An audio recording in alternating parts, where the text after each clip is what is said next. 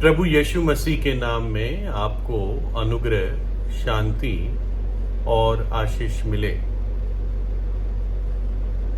एक महाशय थे जिन्होंने अपने घर के बाहर का जो कंपाउंड था वहां पर एक बोर्ड लगा दिया, एक तख्त लगा दिया और उस पर लिखा था पपीज फॉर सेल, यानी पिल्ले हैं जो लोग खरीद सकते हैं। यानी इनके पास कोई डॉग होगी जिसने पिल्लों को जन्म दिया होगा और ये पिल्ले रखना नहीं चाह रहा होगा, इसलिए ये उनको बेच रहा था। तो लोग आके पूछते थे, पिल्लों को देखकर जाते थे। तो उसमें एक छोटा सा बच्चा करीब 6-7 साल का, जहाँ तक मुझे समझ में आया, और उसने आकर उस महाशय से पूछा कि साहब मैं एक पिल्ला खरीदना चाहता हूँ, अगर बहुत महंगा ना हो तो मैं अपनी करेंसी में करीब करीब बताता हूँ, मतलब अंदाज़ा ताकि लग जाए। उसने कहा बेटे एक पिल्ला करीब मान लीजिए 250 रुपये का है। तो वो बच्चा ज़रा निराश हो गया और उसने कहा कि सर मेरे पास तो सिर्फ 25 रुपये है, फिर भी क्या मैं देख सकता हूँ उन पिल्लों को? उसने कहा ज़रूर, और हो सकता हम कुछ अच्छा तुम्हारे लिए कर भी दे। और वो बच्चा थोड़ा सा अब उभरा, उसकी आंखों में एक चमक सी आ गई और वो 5 पिल्लों को उसने देखा मानो के काले ऊन के गेंद हो, इतने प्यारे वो छोटे छोटे पिल्ले थे। और फिर वो लड़का बोला कि सर मैंने सुना है कि इसमें से एक का पैर खराब है। तो उस महाशय ने कहा हाँ ये बात सच है, और वो पूरे जीवन भर वो पिल्ला जब बड़ा होगा तो वो डॉग लंगड़ के ही चलेगा, मतलब लंगड़ा होगा एक पैर से।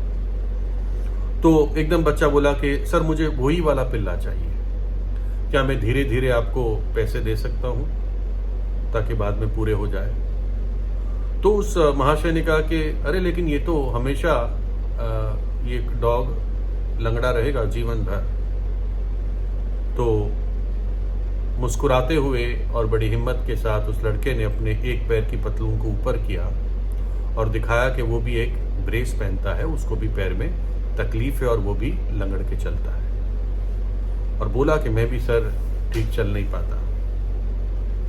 और तब उसने उस पिल्ले की तरफ देखा जो उसका पैर खराब था और कहा कि मैं निश्चित रूप से जानता हूं कि इस पिल्ले को बहुत प्यार और मदद की ज़रूरत है, और लंगड़ा होना ये आसान नहीं है, इसमें बड़ी चुनौतियां होती हैं। तो उस महाशय ने कहा चल तू इस पिल्ले को ले ले, और अब मुझे निश्चय है कि इसको एक अच्छा घर मिला है और पैसे के बारे में चिंता मत कर।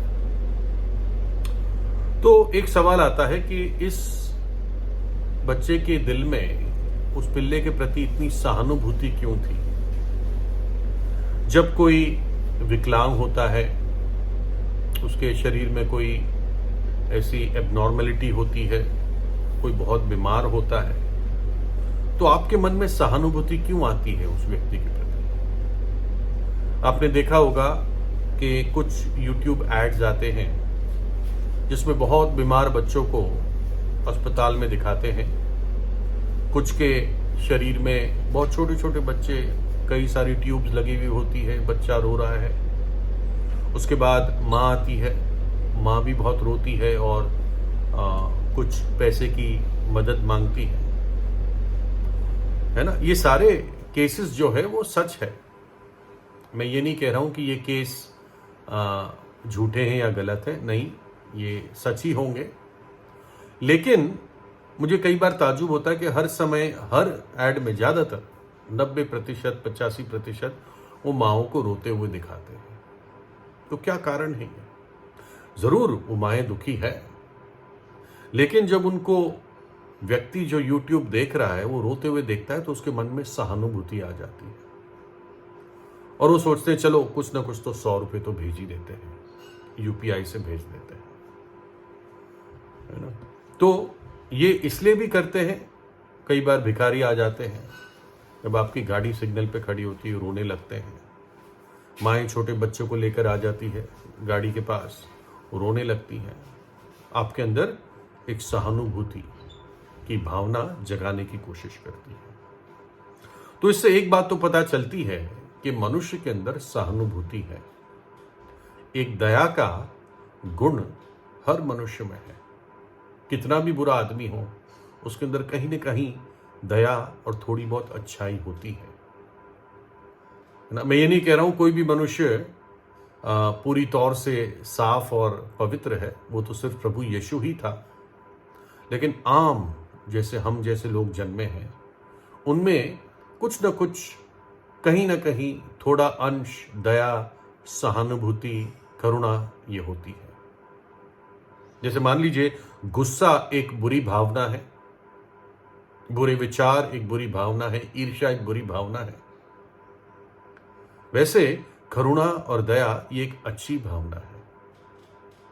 और क्योंकि परमेश्वर ने हमें अपनी समानता में बनाया, लेकिन पाप ने उस समानता को खराब कर दिया। फिर भी क्योंकि हम परमेश्वर की समानता में बनाए गए हैं, थोड़ा बहुत हमारे अंदर आज भी परमेश्वर जैसा स्वभाव है। और उसमें से एक बड़ा गुण है दया, करुणा, सहानुभूति।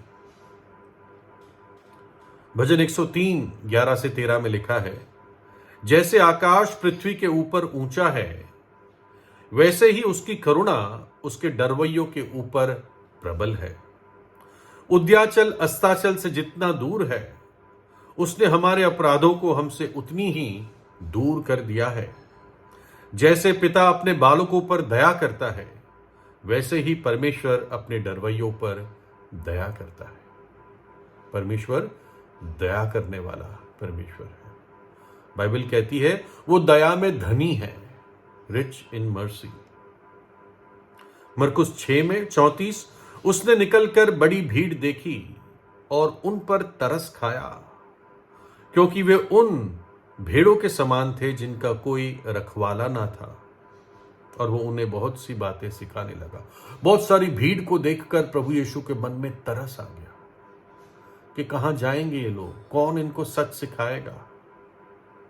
प्रभु का दिल तरस से भर गया। एक कोढ़ी प्रभु यीशु के पास आया, उसका शरीर कोढ़ से भरा पड़ा था। कोढ़ी कॉमन पब्लिक में आ नहीं सकता था। ये किसी तरह मैं सोचता हूं कंबल वगैरह ढांप के प्रभु यीशु के चरणों पर गिर गया और कहने लगा, प्रभु यदि तू चाहे तो मुझे शुद्ध कर सकता है, मुझे चंगा कर सकता है। और क्या लिखा है, और एक कोढ़ी उसके पास आकर उससे विनती करने और उसके सामने घुटने टेक कर कहने लगा, यदि तू चाहे तो वो मुझे शुद्ध कर सकता है। और क्या लिखा है, यीशु ने उस पर तरस खाकर हाथ बढ़ाया और उसे छू कर कहा, मैं चाहता हूं कि तू शुद्ध हो जाए।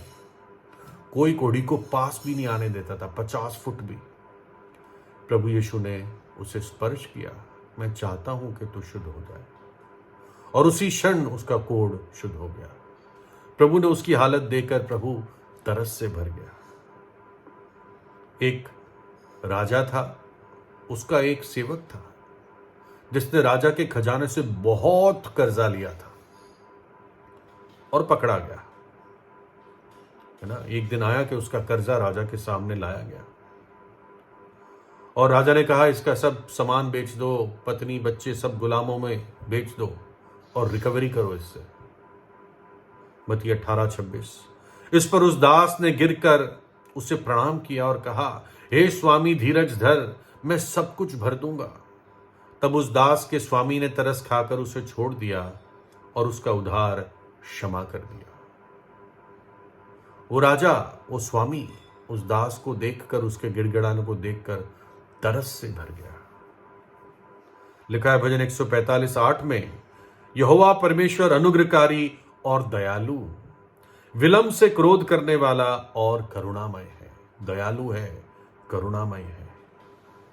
मीका 7:19 में लिखा है, तेरे समान ऐसा परमेश्वर कहां है जो अधर्म को क्षमा करे और अपने निज भाग के बचे हुओं के अपराध को ढांप दे। वो अपने क्रोध को सदा बनाए नहीं रहता, क्योंकि वो करुणा से प्रीति रखता है, करुणा से प्रीति रखता है। वह फिर हम पर दया करेगा और हमारे अधर्म के कामों को लताड़ डालेगा। तू उनके सब पापों को गहरे समुद्र में डाल देगा। हम जब अपनी निचली अवस्था में थे, पापों में मरे हुए थे, अधर्म में थे, तब परमेश्वर ने हम पर दया करके हमें स्मरण किया और अपनी दया के कारण अपने पुत्र को हमें बचाने के लिए इस जगत में भेजा। और प्रभु यीशु मसीह ने कलवरी के क्रूस पर हमारे पापों को और श्राप को और पापों की सजा को अपने शरीर में उसने सह लिया और हमारे पापों के लिए दुख उठाया। नरक का दुख प्रभु यीशु मसीह ने उस क्रूस पर सहा और अपना पवित्र लहू बहा दिया, ताकि अब जो कोई पापी पश्चाताप करके प्रभु यीशु पर विश्वास करता है, वो दंड से आजाद हो जाता है, वो सजा से हट जाता है। परमेश्वर उसको धर्मी ठहराता है। परमेश्वर कहता है, जा बेटे जा बेटी, तेरे पाप क्षमा हुए, कुशल से चला जा, कुशल से चली जा। वो तीसरे दिन मृत्यु में से जी उठा, आज जीवित परमेश्वर है। और जो कोई उसके नाम को, यीशु के नाम को पुकारेगा, वो उद्धार पाएगा, अनंत जीवन पाएगा। स्वर्ग के नीचे पृथ्वी के ऊपर एक ही नाम है जिसके द्वारा मनुष्य मुक्ति पा सकता है, और वो है प्रभु यीशु। प्रभु यीशु आपको आशीष दे।